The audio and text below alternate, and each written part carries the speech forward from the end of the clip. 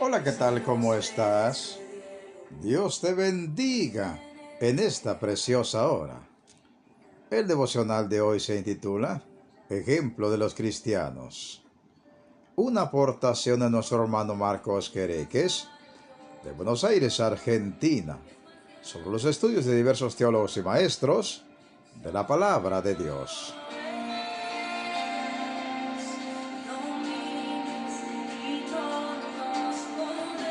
Y una edición especial para YouTube de nuestro hermano Jorge Mario Vidal.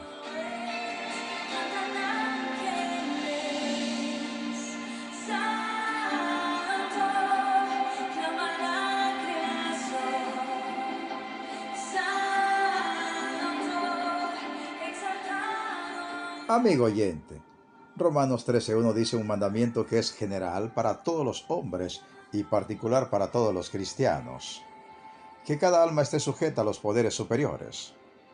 Comenta John Gill, hubo una razón para insistir en este mandamiento de subordinarse ante las autoridades civiles, y es que los cristianos primitivos estaban considerados en gran medida como personas sediciosas y enemigos del gobierno romano. Un gran número de ellos eran judíos, porque el cristianismo había nacido en aquella tierra y se decía de ellos que por su ley no debían fijar uno como rey sobre ellos, y mucho menos un extranjero. Así que era evidente que soportaban de muy mala gana el yugo romano y que no rendirían jamás homenaje a César ni querían pagarle los impuestos. En Hechos 5:36-37, Gamaliel menciona dos rebeliones de judíos y su trágico final a manos de los romanos. Porque antes de estos días se levantó Teudas diciendo que era alguien. A este se unió un número como de 400 hombres, pero él fue muerto y todos los que le obedecían fueron dispersados y reducidos a nada. Después de este se levantó Judas el Galileo en los días del censo y llevó en pos de sí a mucho pueblo. Pereció también él y todos los que le obedecían fueron dispersados. Durante el ministerio público de Jesús, vemos a los líderes religiosos de los judíos muy preocupados de que el nuevo movimiento termine en una nueva rebelión contra Roma y que estos destruyan la nación por su causa.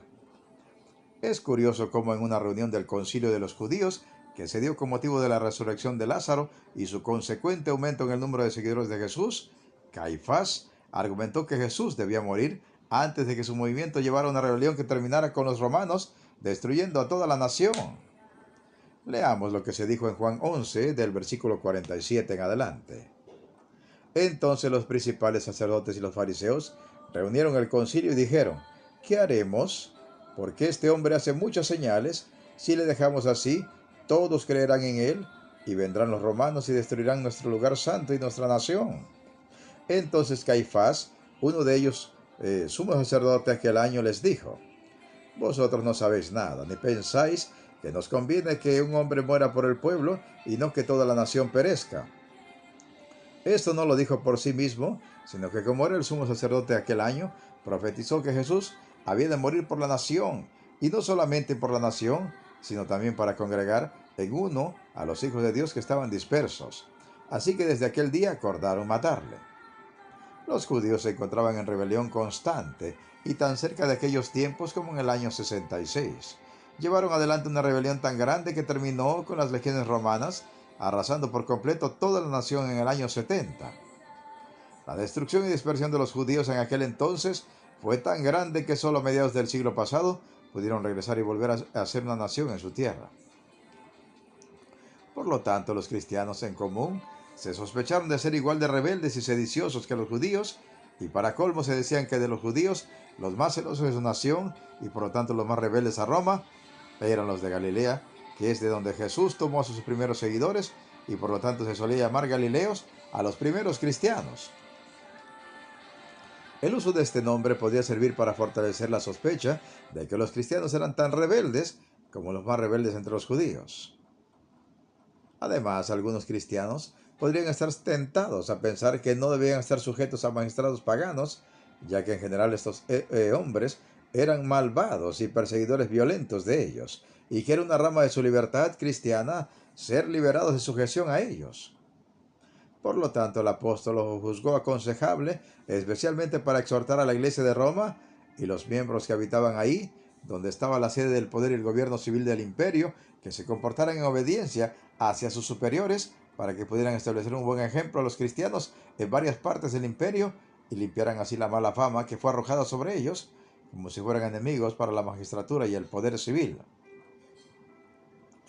Ahí donde usted se encuentre, amado hermano en Cristo, usted debe brindar un buen ejemplo que desmienta todas esas falsas acusaciones que se levantan contra los cristianos. En aquellos días los cristianos, por su asociación inevitable con la nación de los judíos, eran, como vimos, acusados de rebeldía y sedición.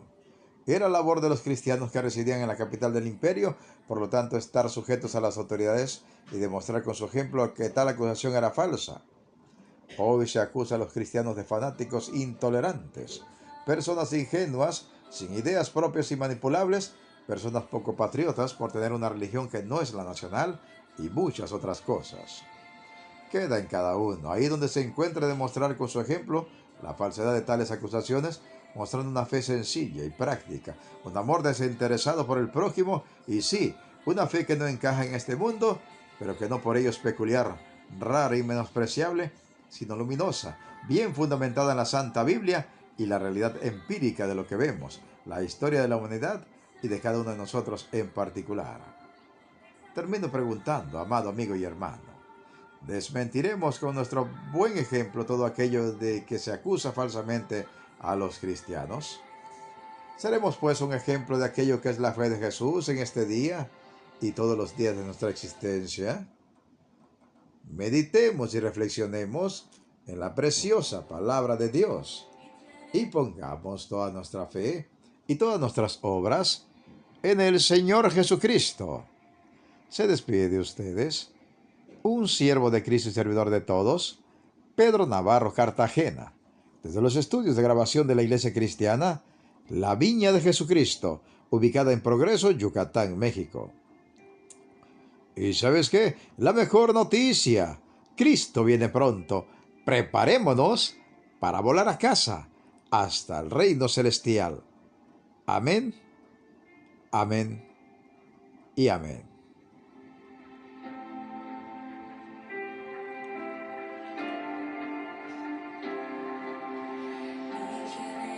Generaciones se postran a adorarle, le cantan al Cordero que venció.